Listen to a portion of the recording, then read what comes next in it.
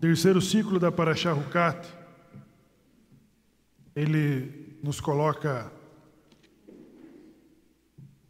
diretamente no momento da morte de Aharon,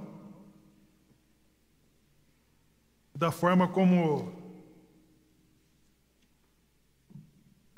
Israel vai reagir a essa ausência. Hoje eu vou fazer diferente, eu já vou abrir para o Minyan participar. E eu quero até que o Gershon postou essa semana um texto interessante no grupo. Ele falava exatamente sobre os montes Hor e a importância dos montes que receberam a grandiosidade dos homens como Moshe, como Aharon. Aharon é atribuído a ele um salmo que diz: quão belo e quão suave é que os irmãos vivam em união.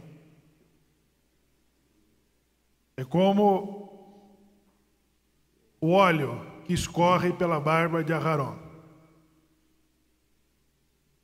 Aharon foi o mesmo homem que na paraxá anterior foi objeto de controvérsia de uma revolta de Korah, o próprio primo.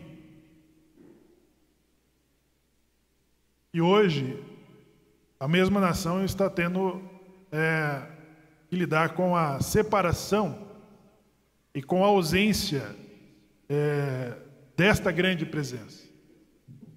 Quando que nós entendemos uma grande presença? Quando que nós entendemos uma grande presença? Quando que é uma grande presença? Por que no momento de luto, de sepultamento, nós conseguimos trazer à mente todos os efeitos positivos que uma pessoa fez?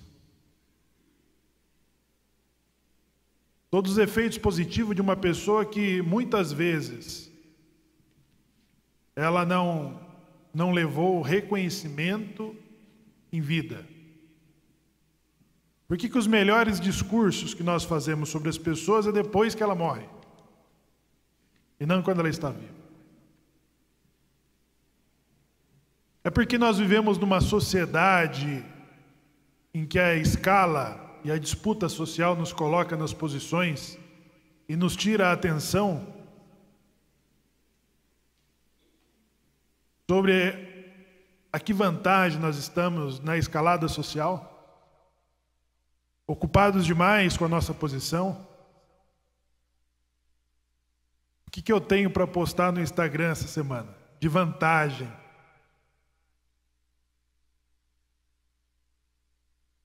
Então, nós tendemos, com toda essa correria, disputa social, a não atentarmos para a importância que a pessoa tem e que ela está ao nosso lado, nosso convívio, ela faz parte de algum momento da nossa vida. Então tem pessoas que passam pelas nossas vidas e que compartilham ali um longo espaço do período da sua vida. Outras pessoas aparecerão, talvez por 1 hora, e nunca mais você vai ver essa pessoa, e ela é capaz de fazer toda uma diferença. Numa fala, num gesto, numa ajuda, numa atitude. E Aharon teve uma importância fundamental para esta geração que sai exatamente do Egito, como o profeta que Deus designou na fala, ele seria a fala de Moshe. E eles tinham uma missão. Moshe tinha a missão de levar o povo aos pés do Monte Sinai, que Deus falasse com eles e que aí Deus se vira com o seu próprio povo. Mas não. Mas o povo prorrogou a missão de Moisés, dizendo: fale tu conosco ou nós morreremos. A missão de Moisés ia terminar ali. Quando ele chegasse aos pés do monte, falou: está entregue o seu pedido. Pronto. Mas ao ouvir Deus, todos eles disseram: fale tu, Moisés, conosco, e não Deus, porque não suportaremos e morreremos. E Moisés foi condenado a ser levado até o final da escala, porém, ele não conseguiu e não conseguirá. Eu acho que a Parashá Hukat, parte dela é um retrato de Vaetranã, que vamos estudar em Devarim. Primeiro, de alguém que morreu, sem que ninguém o defendesse ou falasse por ele, mesmo fazendo falta. Em Vaetranã, nós temos alguém que defendeu o povo a todo tempo, e agora ele está implorando que o povo defenda ele diante de Deus.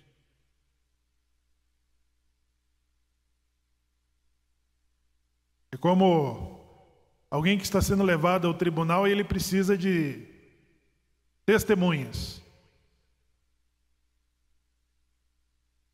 Preciso de testemunhas que digam sobre as coisas boas que eu fiz.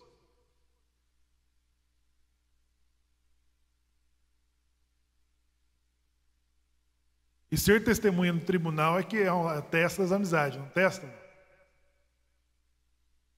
Você ser usado como testemunha num tribunal em favor de uma pessoa. Testemunhar em favor de uma pessoa sobre os atos dela.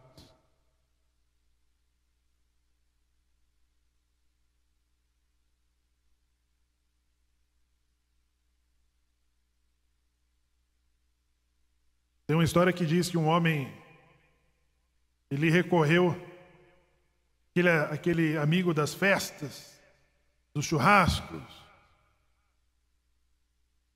o amigo dos melhores momentos. Falou: eu preciso que você seja minha testemunha nesse tribunal.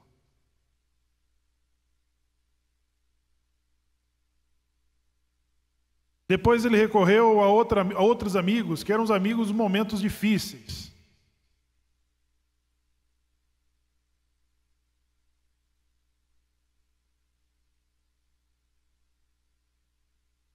O amigo da balada, das festas, dos melhores momentos, não foi com ele. Os amigos dos momentos difíceis só conseguiram entrar até a antessala do tribunal.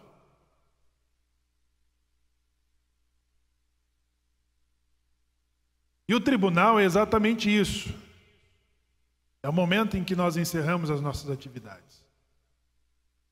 E a única coisa que pode ser levada em nossa defesa são os nossos atos. O Yetzer Tov, todos os gestos que nós fazemos, é a única coisa que pode falar a nosso favor no tribunal. E esse tribunal é o momento em que nós morremos. Todos os nossos atos positivos. Então é importante sim você ter pessoas que falem a seu favor. Como ele era bom, como ele era amigo. Gershon, quer compartilhar conosco aquela mensagem? Monte Hor e a importância de Aharon conciliando o Shalom Bait das famílias. Quer comentar?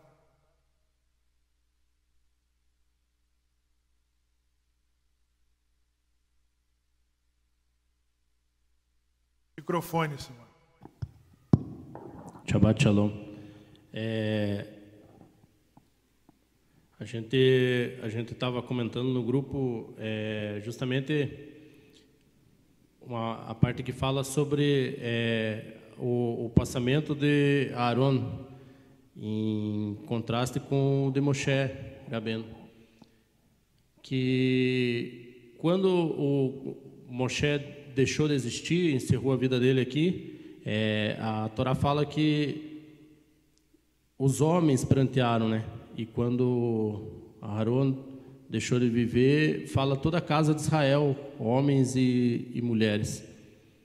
E daí a Torá nos conta que isso se deu justamente pelo relacionamento que Aharon tinha com as famílias e por uma de suas muitas, além de outras qualidades, a qualidade de promover o Shalom Bait, né? Ele fazia a paz entre casais e reestruturando assim famílias e fazendo com que todo o povo de Israel permanecesse em paz. Haja visto as nossas famílias serem a base, o pilar base da nossa comunidade. Então, por isso que quando ele deixou de viver, toda a casa de Israel pranteou, homens e mulheres, né? Diz o Midrash que ele fazia essas mediações, né? Quando havia uma separação de casal, ele falava com a esposa e falava: olha, encontrei o teu esposo, está muito arrependido, falou muito bem de você. E ele conseguia minimizar exatamente aqueles momentos de maior tensão. E quando ele encontrava com o marido, ele usava da mesma tática, né? Encontrei a tua esposa, mulher virtuosa, mulher muito decente, muito bonita. Olha, ela está arrependida, ela falou muito bem de você, falou dos seus atributos. Ele conseguia aplacar a ira de ambos e conseguia reconciliar. Então, o efeito de homens e mulheres chorarem pela morte de Aharon era exatamente por esse feito do Salmo que atribui: quão bom e quão suave que os irmãos vivam em união. Esse efeito de conciliar, né? Quem é que saía com Ketorete? Ketorete não é o Gatorade, não. Era o incenso. E o incenso que nós lemos em Levítico, ele era usado exatamente como a expiação do pecado do Lashon Hará.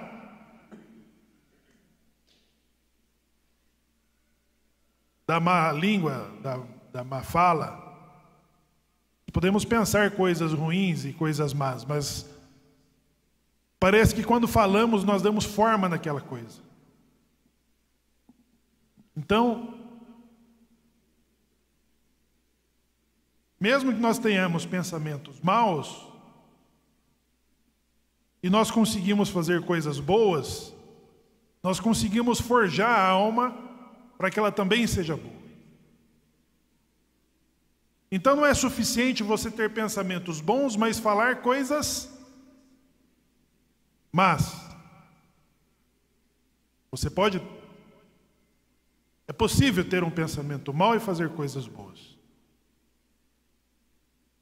Então, Aharon, por exemplo, na última porção do protesto nacional contra a liderança de Moshe e Aharon, e eles foram acusados da seguinte forma: vocês são responsáveis pela morte dos santos do Altíssimo. Irrompeu novamente a morte, a mortandade entre eles, e Aharon e Moisés falou: corre! E ele pega o incensário e sai com esse incensário, andando entre vivos e mortos, até que ele consegue aplacar a ira de quem?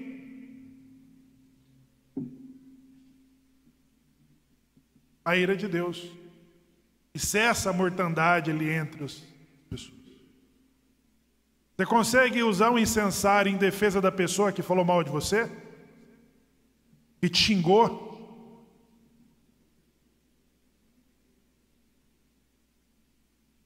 Você tem essa frieza ou não? Ou nós rimos da desgraça da pessoa que fala mal da gente? Está vendo?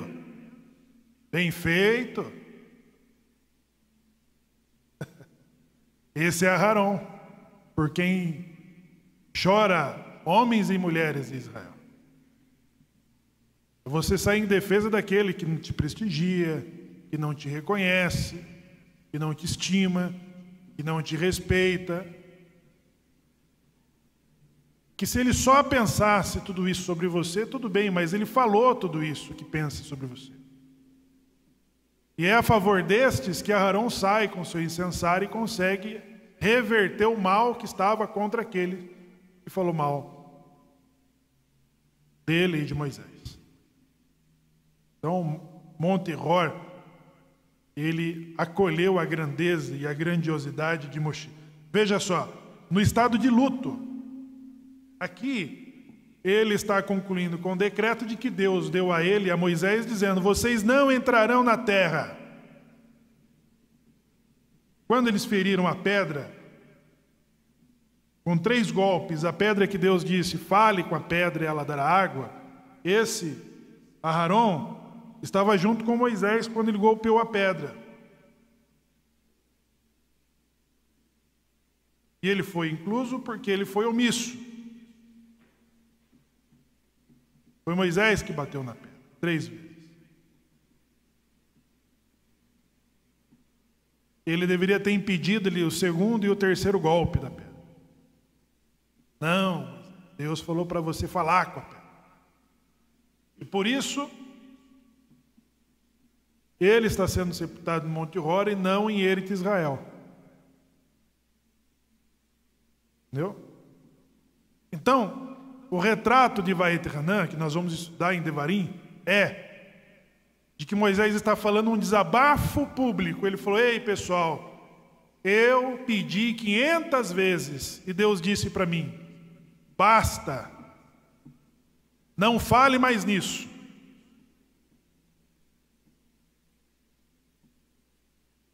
Indiretamente Moisés está falando assim: Israel, se vocês pedirem a Deus a meu favor, é possível que esse decreto se reverta.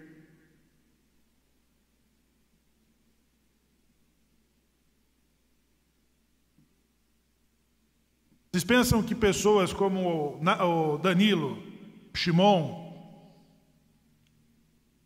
Nachshon, o Ranô, o Avinadav, Shalom Arush, o Weitman e outros grandes homens não têm problemas e dificuldades de que precisa de que nós peçamos, de nós pedirmos a Deus por eles? Então, o desabafo de Moisés ainda era, depois de ter sepultado seu irmão no Monte Hor, ele fala: ei, que tal se vocês pedirem a Deus por mim?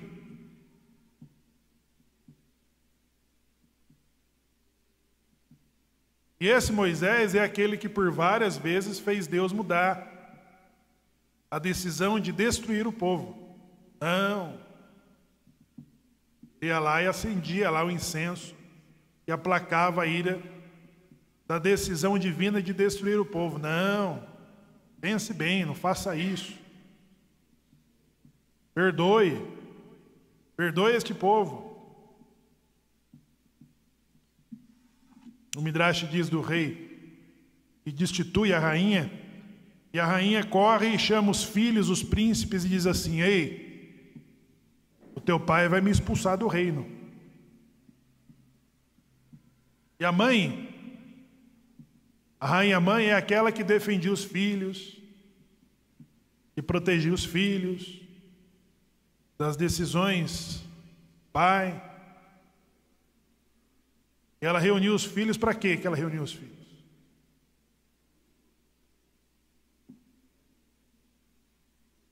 Por que ela desabafou com os filhos? Com os príncipes? Porque se os príncipes chegassem no rei e falassem: pai, reconsidera a sua decisão de expulsar a nossa mãe do reino, do governo. E os filhos não fizeram nada, não falaram nada. Nada aconteceu. Então, esta paraxá, Rucat, que é estatuto, ela retrata exatamente o momento em que Aharon lhe é sepultado fora do lugar da onde originalmente ele pretendia concluir sua missão. né? E a reação, pessoal, é exatamente essa. Nós tendemos a reconhecer e valorizar as coisas quando nós perdemos elas. Pessoas, amizades, companheiros, companheiras.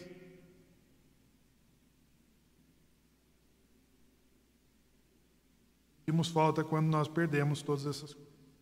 Bom, esta paraxá, Cátia, ela também fala sobre esse caminho de que eles inevitavelmente vão ter que enfrentar, terão de enfrentar Og, rei de Baxã. Mas antes, eu quero passar a oportunidade para o Juan Pablo Leguizamón.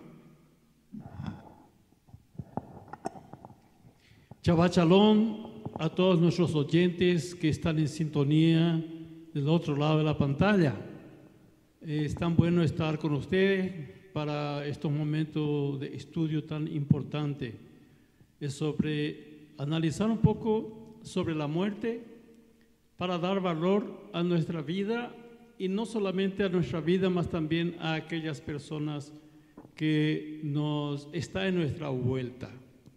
Porque hablar en el túmulo, en la hora del sepultamiento, la persona ya no sabe más de lo que se está diciendo al respecto de ella o de él. Entonces es importante valorizar las personas que están a nuestra vuelta. Bem, meus amados, nós achamos a morte totalmente incompreensível, totalmente devastadora para o nosso senso de realidade. Embora saibamos que a centelha divina que nos deu a vida, ela é fortificada pela esperança que nós temos da eternidade, porque é isto que a palavra nos proporciona. Eu passei por essa experiência tão dolorosa ao perder minha esposa com 54 anos de vida matrimonial. Ela me dizia: meu bem, mais flores esta semana. E dizia: meu bem, eu trago flores para você enquanto você está viva, porque depois de você me deixar ou eu te deixar, não adianta coroas de flores, que para mim isso é uma hipocrisia. Quando a pessoa está doente, quando a pessoa, ninguém visita, ninguém fala nada, morreu, todo mundo aparece ali com cara de triste. Mas quando a pessoa estava viva, a pessoa não deu tanto valor. Às vezes eu até lamento assim, por que não fiz mais pela Gersonita? Mas é tão dolorida a morte. A Maria Helena, essa semana passada, ela perdeu a sua filha de 15 anos. O que eu podia dizer para ela? Esperança da ressurreição. E tem uma pessoa que diz assim: não chore, se console. E tem outra pessoa que diz: chora, porque agora é o momento de você chorar. Porque depois, eu chorei 8 dias. Depois, parece que vai sumindo isso ali.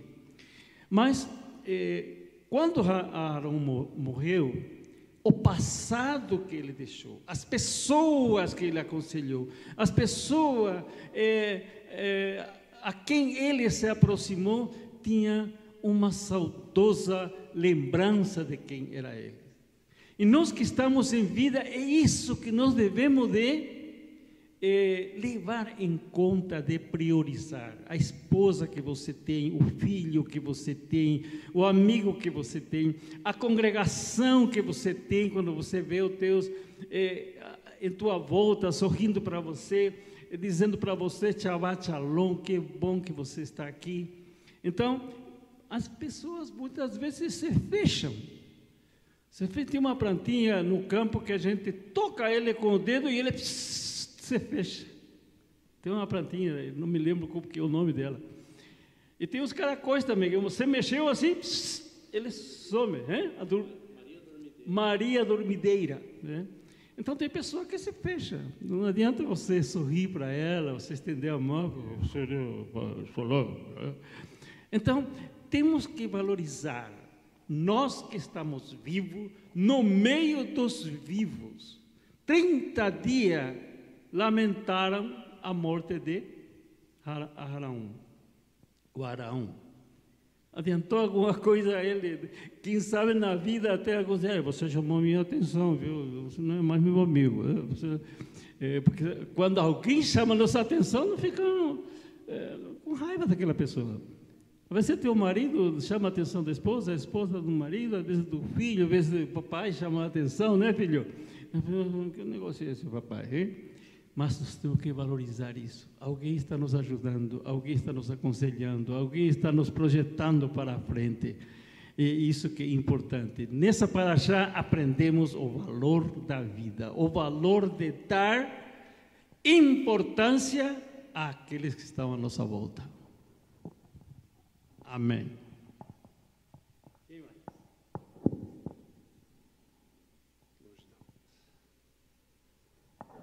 Queiroz. Obrigado, Raul. Juan. Pablito.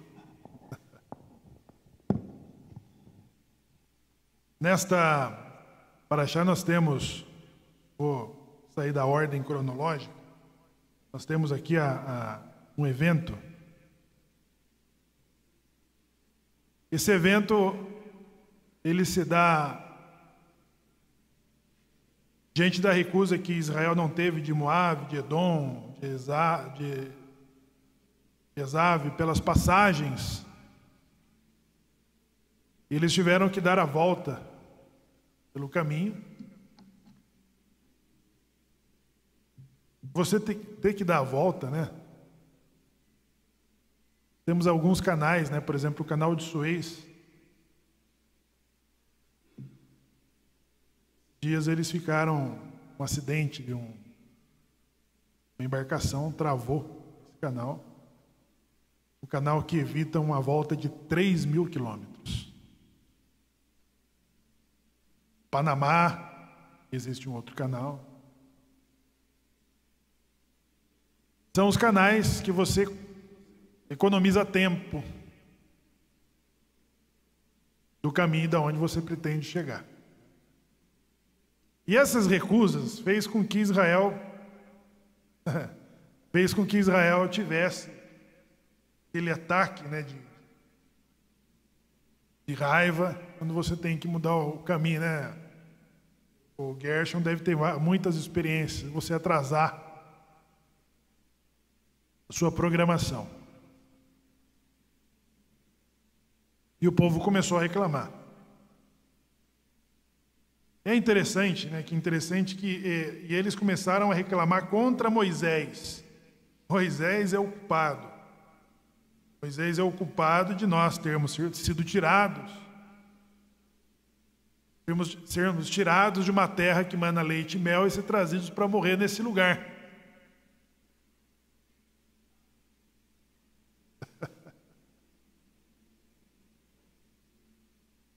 Nós reclamamos, pessoal, porque nossa mente ela é seletiva. É muito seletiva. A nossa visão ela distorce a realidade. Nós somos jogados a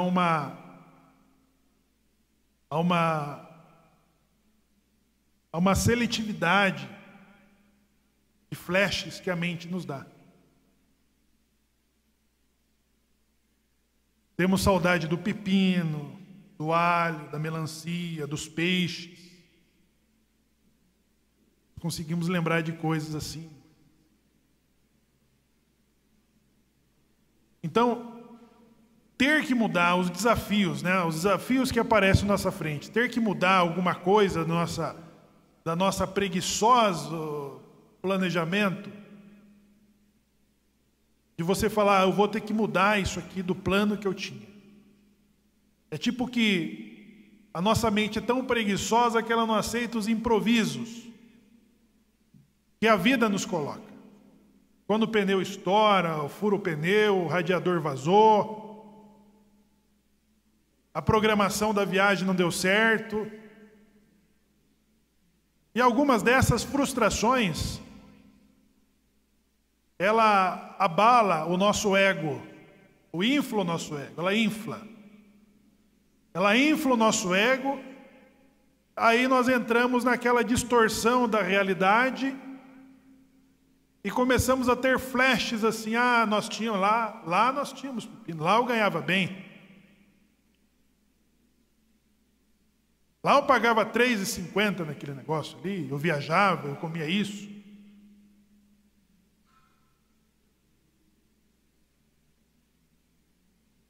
E você não consegue olhar em volta daquilo ali. Que a palha para você confeccionar o tijolo no campo de concentração não era dada. Que você não tinha shabat, que você não tinha festa, que você não tinha liberdade, que você não podia fazer isso, não podia fazer aquilo. Mas o que você lembrou quando você tem um desafio do presente?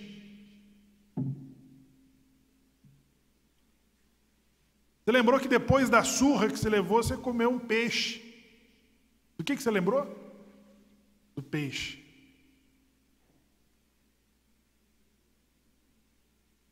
Então, constantemente, Deus está sendo tentado. Deus pode ser tentado ou não? Deus pode ser testado ou não? O que vocês pensam?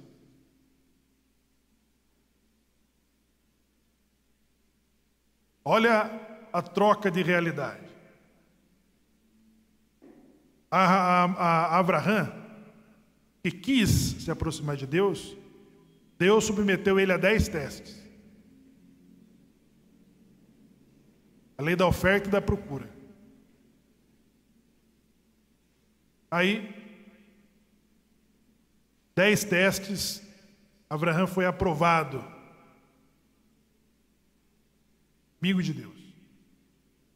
Depois, o declínio espiritual fez com que Deus desse 10 provas a Israel de que ele estava tirando os hebreus do Egito. Foram 10 pragas. Para Israel aceitar de que Deus estava tirando eles dali. Você viu como inverteu? Primeiro era Abraão tendo que provar de que não, eu quero seguir os seus caminhos. Deus falava, então me prove, e colocava os testes para Abraão. E depois agora é Deus falando a Israel, é eu que vou tirar vocês. E Israel falava, então nos prove.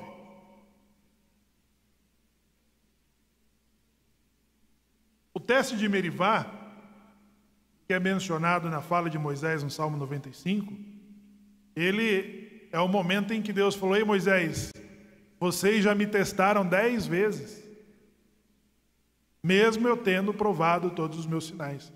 É Merivá, Rocate. É aqui que é o campo de conflito.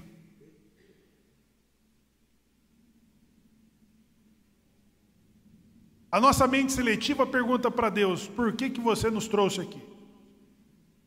Porque ela ignora todas as coisas boas que aconteceram e ela lembra de quando comia lavagem. Eu não. Mais ou menos isso. Então a seletividade da nossa mente é a forma como nós testamos a Deus.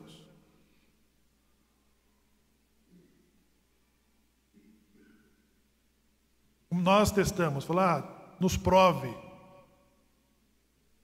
essa seletividade. Então, Merivá, ele se torna esse campo de conflito em que Israel, ele testa Deus. Testa Moisés, testa Aarão. Todos os limites são tensionados, assim, ó.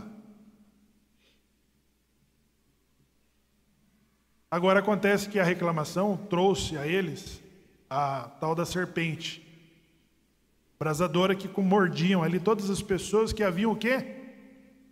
Elogiados. A serpente começou a morder todas as pessoas que estavam gratas e agradecendo pelas coisas que ocorreram, não foi? E a serpente começa a morder exatamente as pessoas que estavam reclamando contra Moisés. Então, pessoal, toda temporada, todo gestor, todo período, ele impõe os testes a uma sociedade. Nós olhamos para as pessoas que estão à frente e falamos assim, é culpa de Moisés. E é literalmente isso que ocorreu. Eles reclamaram contra Moisés porque Moisés tirou eles dali. Aí o que acontece? As serpentes chegam, eles começam a morrer, e o que eles pedem para Moisés? Reze, Moisés, pecamos contra você, falamos mal de você, agora você reze a Deus e peça que Ele tire de sobre nós essas serpentes. Aí Moisés rezou novamente. Perdoe a oposição. Perdoe a reclamação desse povo. E Deus fala, então faça uma serpente e coloque alto, uma serpente de bronze, e coloque ela alta, para que as pessoas que forem mordidas pelas serpentes, elas se curem ao olharem, ao terem um contato visual com a serpente de bronze. Por quê? Porque as pessoas que reclamavam tinha que ter um contato visual com a serpente para serem curadas.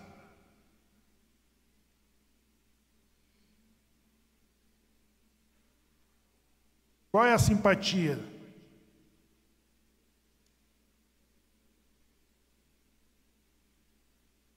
Nós rezamos da Amidá. Para começar, nós falamos assim: abra os meus lábios e a minha boca proferirá o teu louvor. Quando nós terminamos a Amidá, nós falamos assim: preserva a minha língua de calúnias e os meus lábios de duplicidade. Porque a nossa língua, ela é boa,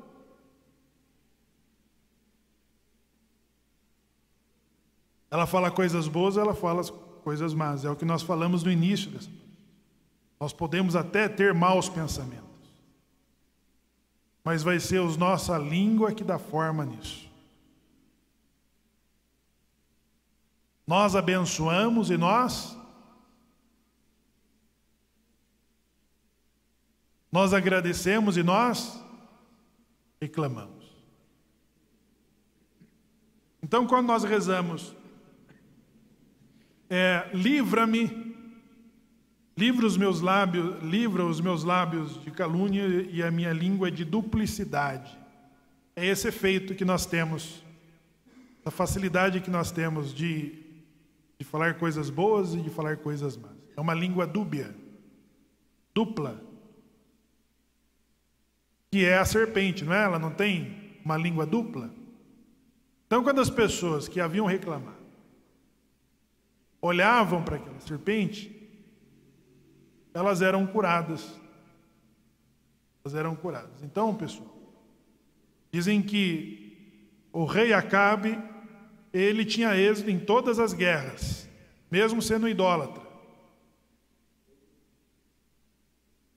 Mesmo transgredindo os mandamentos, o rei Acabe, ele tinha êxito em todas as guerras. Grandes conflitos, ele saía sempre vitorioso. E Davi e os seus homens, eles tinham baixas sérias, muitas dificuldades, sendo que os seguidores de Davi, eles conheciam todas as facetas de Torá, possuidores de boas práticas. Aí o Midrash diz a distinção, que os seguidores de Acabe, o idólatra, eles não faziam Lashon Hará. E os seguidores de Davi, que conheciam todas as facetas de Torá, eles tinham facilidade em usar a sua língua para o mal. Então, existem certos desafios que ocorrem conosco, que nós temos que perguntar se não foi a nossa língua. Porque da paraxá da próxima semana, nós vamos aprender a habilidade de Bilã. Bilã sabia ganhar dinheiro com a língua. Ganhava dinheiro, honras e fortunas e elogios.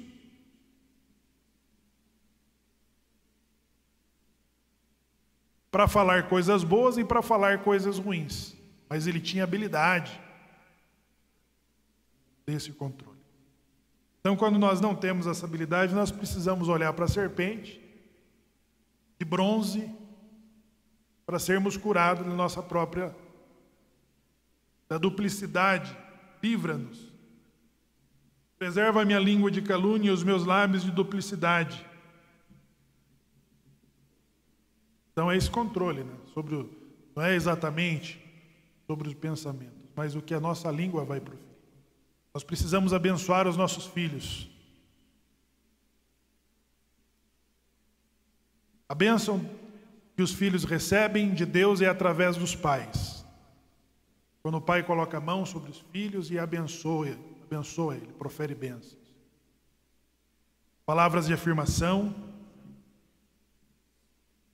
A água e as plantas já foram feitas experiências sobre as palavras, os efeitos das palavras que são ditas para a água, para a planta.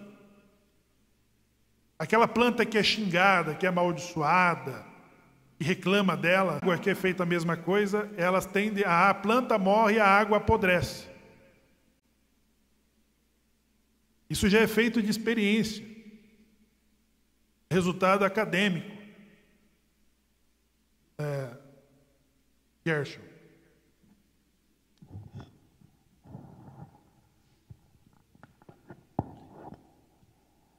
Só é que o Orochi falando ali, eu lembrei uma situação. O Orochi falava sobre os testes de Abraham, e a palavra para teste em hebraico, ela é nisayon, e ela é proveniente da palavra nes, que é traduzida também como milagre. Só que essa palavra nes, ela aparece nessa paraxá como sendo o mastro da víbora, da serpente de cobre. Então, daí também o mastro ele serve, ele aparece também na Torá, falando sobre as bandeiras que iam à frente de nossas tribos.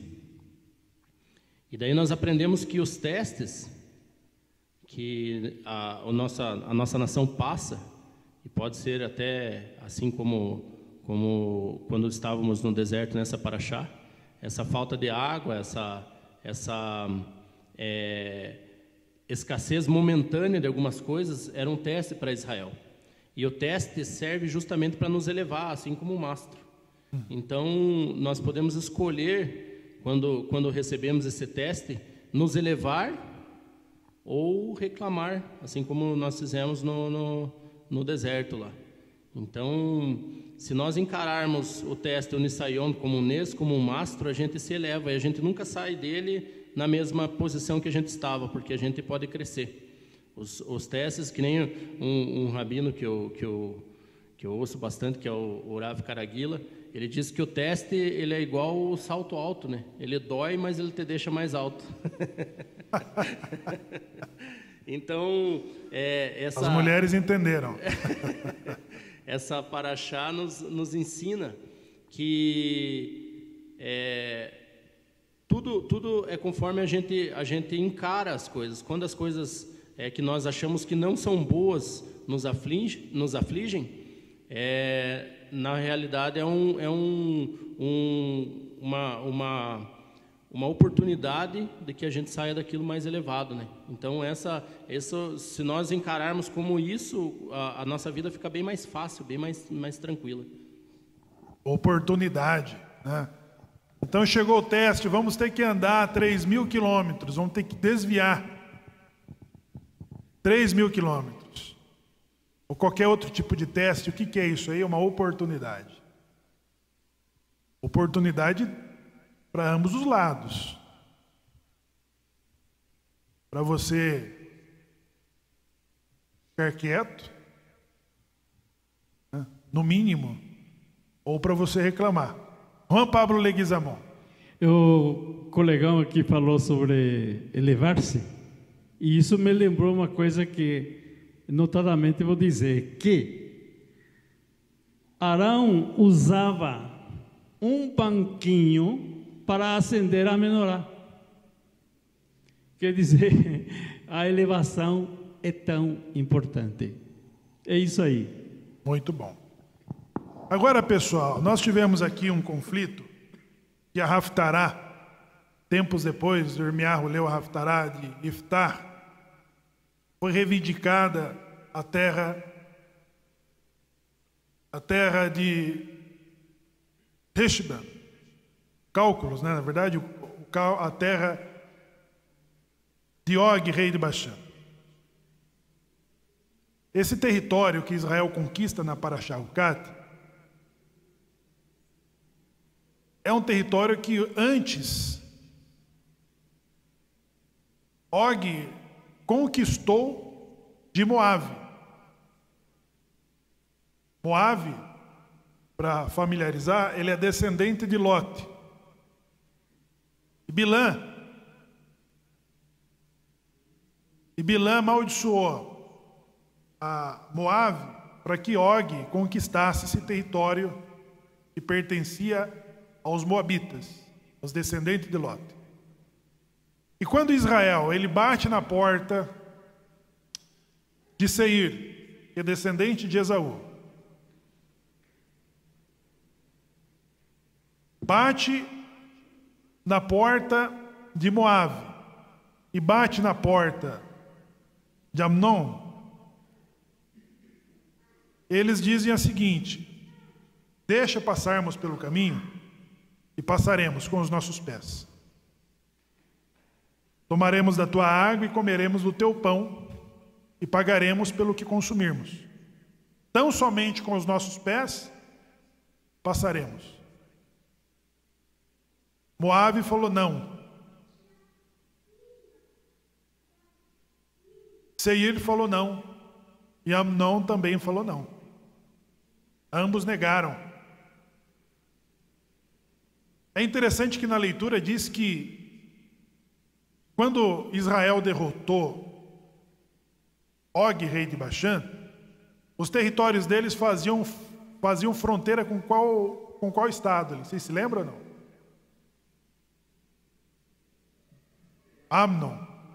Amnon. E lá falou assim, e as suas muralhas eram grandes. Israel parou.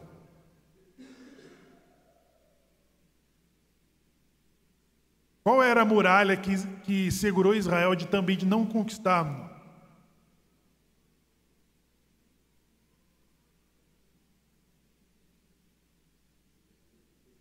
Qual é?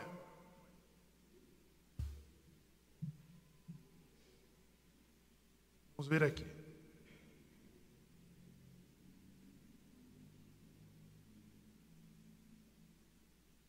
O verso 25 diz assim, de Devarim: nesse dia comecei a meter terror e medo diante dos povos que estão debaixo dos céus, os quais ouvirão a sua fama e tremerão diante de ti e se atemorizarão. A Parashá de Devarim, Moisés começa a trazer uma síntese de todos os 40 anos que passaram pelo deserto e o seu discurso final de encorajamento para Israel entrar, para Israel conquistar o seu território. Acontece que dos territórios de... Diz assim: tu vais passar pela fronteira de Moabe, por Ar, chegarás até de fronte dos filhos de Amnon. não moleste, não combatas com eles, porque não te darei a herança da terra dos filhos de Amnon, pois aos filhos de Lote dei por herança. Devarim 2:19. Então, quando foi lido hoje que ao derrotar Og, rei de Bashan, e fazia fronteira com Amnon, havia uma muralha alta, qual que era a muralha? Era a mitzvah proibitiva deles não cruzarem a fronteira que Deus determinou para os filhos de Lote. Lote teve filhos com duas das suas filhas. Foi? Amnon e Moabe, que vai nos dar Ruth. E Seir. Quando Israel, pessoal, a caminho de Canaã, eles não estão conquistando a terra dos cananeus. Eles estão libertando a terra dos cananeus. Vocês se lembram que Deus falou para Abraão: darei a sua descendência terra por herança, até que se complete a medida dos seus moradores.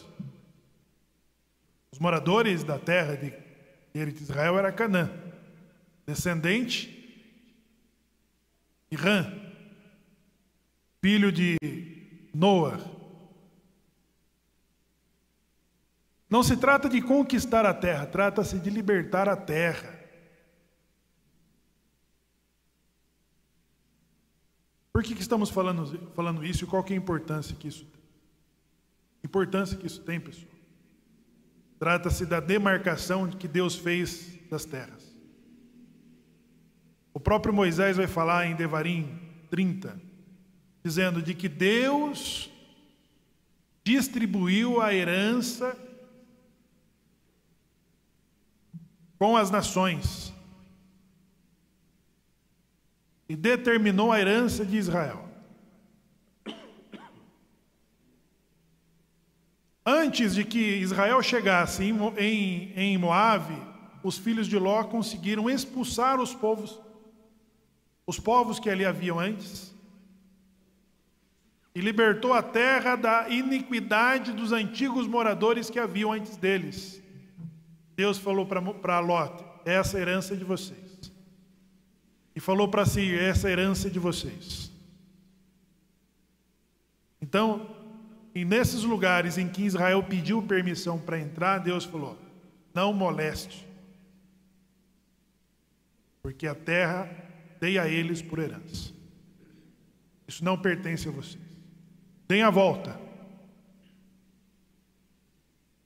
E na Haftará, em que Moabe está reivindicando as terras conquistadas de Og, rei de Bashan, acontece que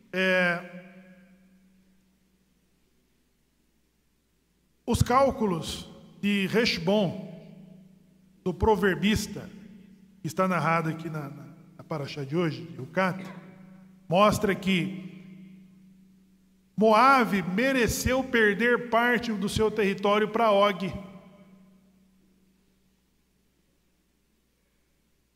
E que esta terra, que antes era de Moabe, foi conquistada por Og, rei de Bashan, Deus permitiu que Israel conquistasse. Foi a tribo de Reuven,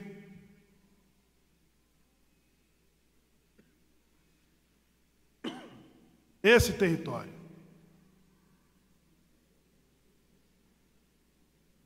Foi permitido a sua conquista.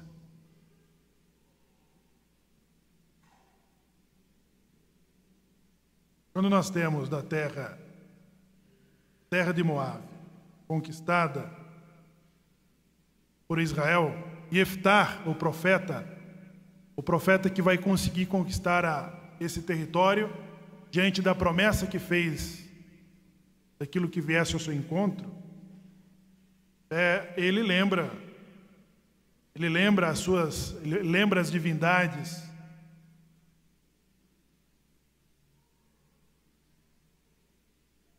Ele lembra as divindades de Moabe na conquista desse território.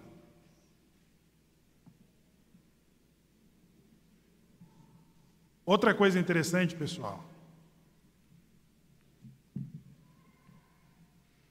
a forma como Jeftar ele vai entregar sua filha diante da promessa,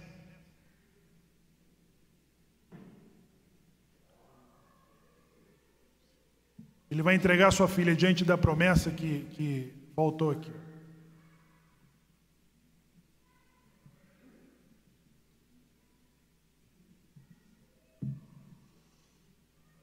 Ele entrega sua filha diante da promessa que ele fez a Deus dessa conquista. Nós aprendemos que existem duas formas como nós votamos, que era diferente da forma como Moabe entregava os seus filhos aos braços de qual divindade? Moloque. Então, com Jeftar, ele fala assim, que você entrega seus filhos às suas divindades, ao seu culto, ele faz um voto a Deus dizendo que aquilo que viesse ao seu encontro ele entregaria. O comportamento de Israel, diferente das nações, como ele votava seus filhos, era diferente. Lembra de Hana? Hana fez o voto a Deus de que o filho que ela tivesse, ele seria feito o quê? Ele seria entregue a Deus. Ele ficou a serviço de Eli Hakoré. Esta é uma maneira. E a outra é pelo valor de prata de que se calcula tanto homens como mulheres. E que o culto dos moabitas era a forma como eles entregavam seus filhos ao culto, a Moloque. Duas são as formas de cumprirmos esse tipo de voto. O Nazir, como Hana e Sansão fez, e o outro era o fato de você pagar em prata a avaliação de um homem ou de uma mulher, de um filho ou de uma filha. Jeftar conseguiu conquistar a terra, mas parece que a forma como ele votou a sua filha não foi dos padrões definidos. E votar filhos, meus irmãos, prestem bem atenção. Existem muitos binenos, sim, benanus, que são bispos, padres. Vocês sabiam disso? Tem muitos judeus, filhos de descendentes de Coanim até, que amanhã vai estar celebrando missa. Os cristãos novos, quando vieram para o Brasil, eles faziam com que alguns de seus filhos se tornassem padres. Sabe por quê? Por que que um cristão novo fazia com que seu filho se tornasse um padre, um sacerdote?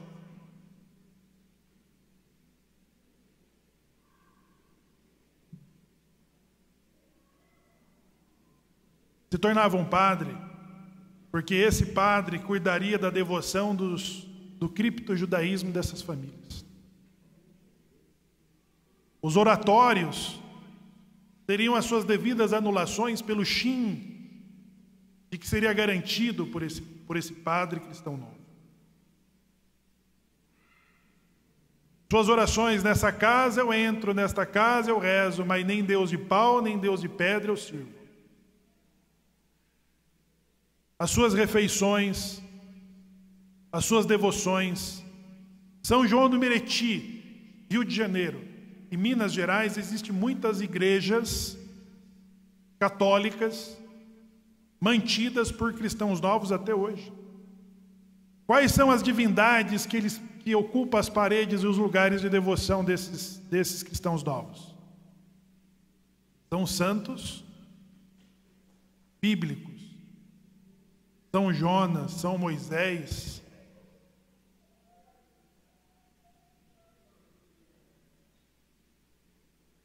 As velas que acendem na sexta-feira para todos os santos.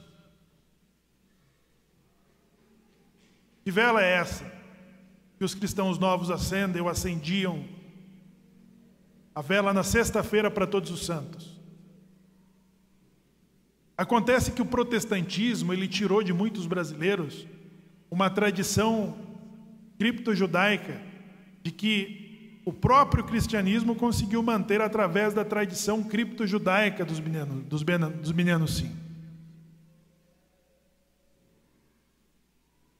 A idolatria de acender vela, né? Quem que combate essa idolatria de acender velas?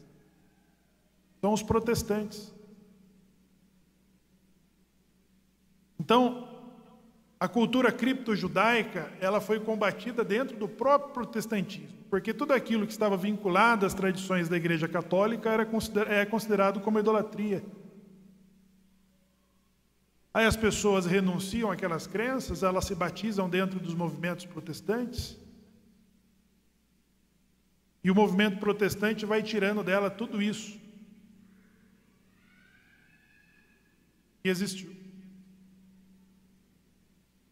Então, padres e bispos, e alguns deles conhecidamente sabem que são judeus, mas são mantidos. Belmonte, uma comunidade conseguiu às escondidas manter as tradições judaicas. Então nós não entendemos, pessoal, sobre as porções que Deus distribui sobre a terra para todas as nações, os países, as tradições, as culturas. Cada uma das nações receber uma missão dos céus. Quando nós rezamos em Sucote, como intervenção e mediação para os povos, os sacrifícios oferecidos anteriormente no templo, nós estamos pedindo a Deus misericórdia sobre todas as nações, sobre as 70 nações, sobre Gog e Magog. De que Deus não permitiu que Israel molestasse as nações a quem ele havia distribuído as heranças.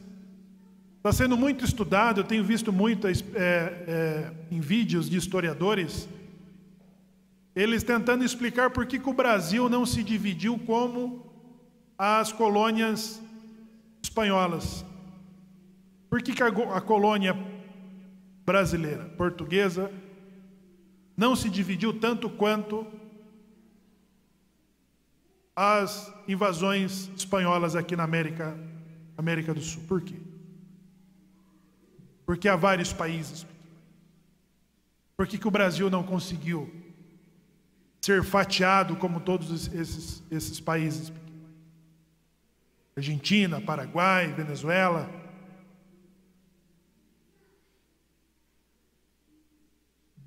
Para tudo existe um propósito, pessoal.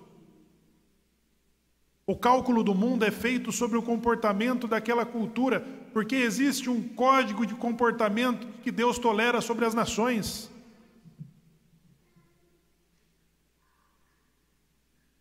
O protestante fala: bendita é a nação cujo Deus é o Senhor. Qual que é a nação cujo Deus é o Senhor?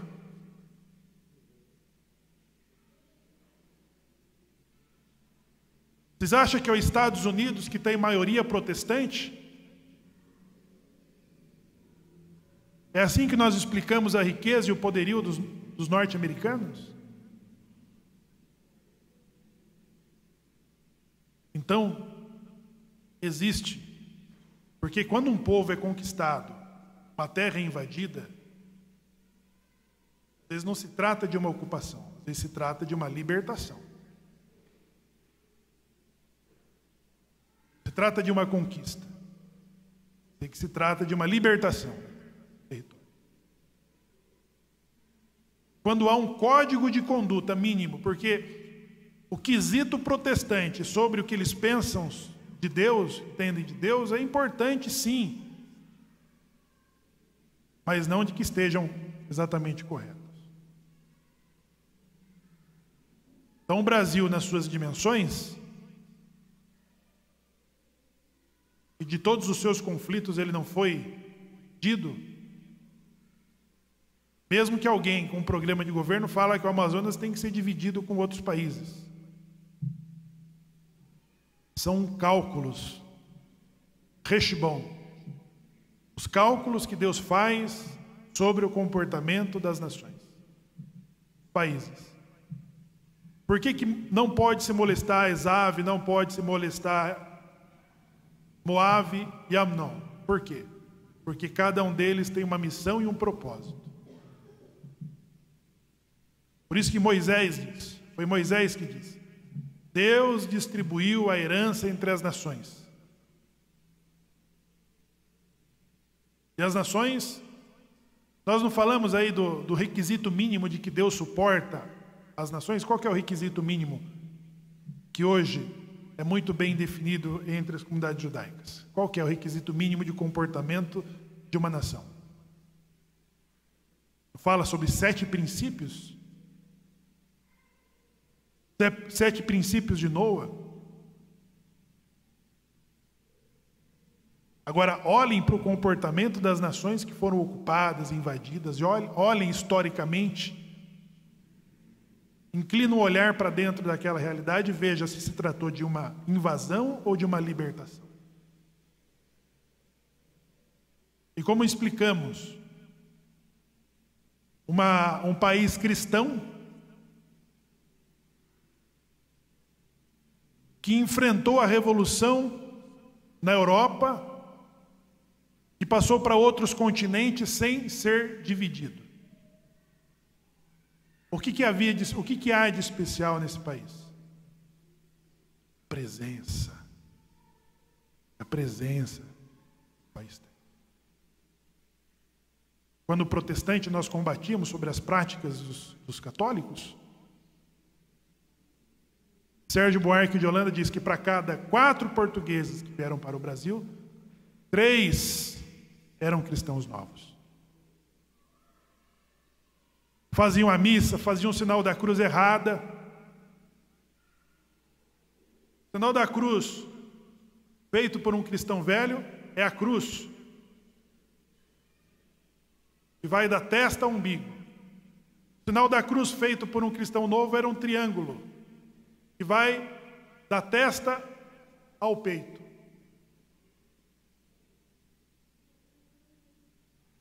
E mesmo as tradições de Esav, do cristianismo, o conservadorismo, ele conseguiu consertar durante toda a Idade Média, trazer equilíbrio para o mundo. Olha para o mundo sem o cristianismo, olha para o mundo sem o islamismo, e olhe para o mundo a partir do momento em que essas culturas chegaram.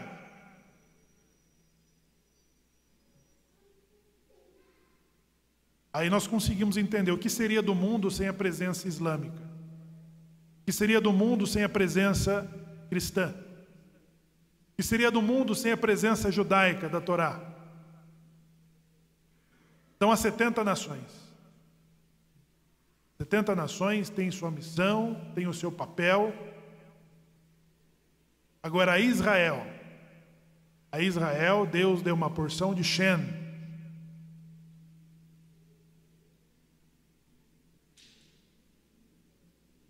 Mas mesmo eles precisam respeitar os limites estabelecidos por Deus.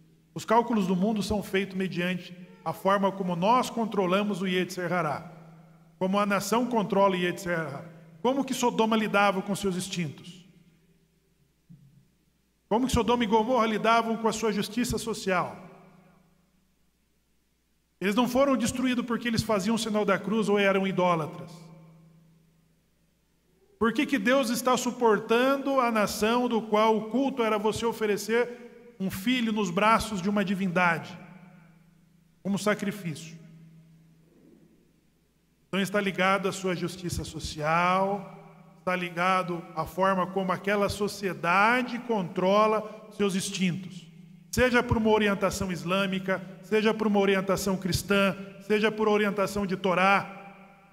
Olhem para os países onde há essa presença e veja o que são e como contribuíram. E olhem para os países que se libertaram dos dogmas religiosos do conservadorismo. Eles estão sendo... Olhe para a Europa, depois da Revolução. Olhe. Quando a Europa decidiu trocar os seus valores. Olhe para ela. O cálculo do mundo que é feito sobre Reshbon, os proverbistas de Bilã e o seu pai Peor, está associado a esse comportamento social, está ligado a esse comportamento sobre o controle que temos sobre os nossos instintos, da forma como as coisas se organizam, da forma como as coisas se unem, da forma como nós nos protegemos. Eu estou ficando mais patriota, muito mais patriota em relação ao país onde meus filhos crescem e estudam.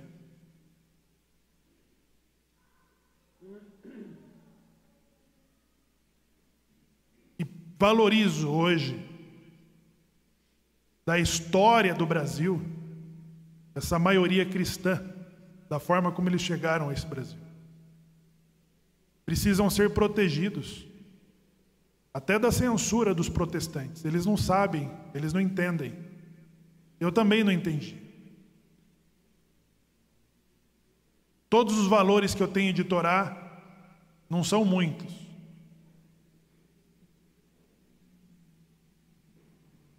Mas faz eu enxergar o Brasil de forma diferente. Foi o último país que acolheu esses refugiados expulsos dessa intolerância. E que, ao mesmo tempo, esses valores, tanto valores do islamismo, do Alcorão, do protestantismo, do cristianismo no Novo Testamento, eles trouxeram equilíbrio para a sociedade e para o mundo que nós temos. Precisamos entender, compreender sobre o cálculo. E esse cálculo, ele funciona como nós, indivíduos, tá? A forma como cada um de nós controlamos também os nossos instintos, o nosso senso de dever com uma sociedade justa, com uma comunidade justa, cumprindo com todos os valores que temos de Torá, que aprendemos de Torá, e praticamos, pessoal, no convívio. Viver em comunidade é exatamente se submeter aos testes, aos desencontros, aos desarranjos, aos tropeços, momentos de raiva, momentos de vergonha e outras sensações. Então, o lugar que você tem de testar a Torá é num convívio comunitário como esse aqui. Tá? Esse é o lugar. Essa é a forja de que Torá que nós consumimos, esse é o lugar que ela é testada. Né? Depois no nosso exercício cívico, o nosso papel cívico, a nossa função cívica e os nossos valores cívicos também está imbuído nisso. Porque tem lugares que nós teremos a permissão de expandir, e vai ter lugares que haverá uma muralha. E não é uma muralha física, é uma muralha de mitzvah. Não moleste. Não moleste. Não moleste Esav. Não moleste Lote. Deixam eles aí, eles têm o seu papel, eles têm a sua missão.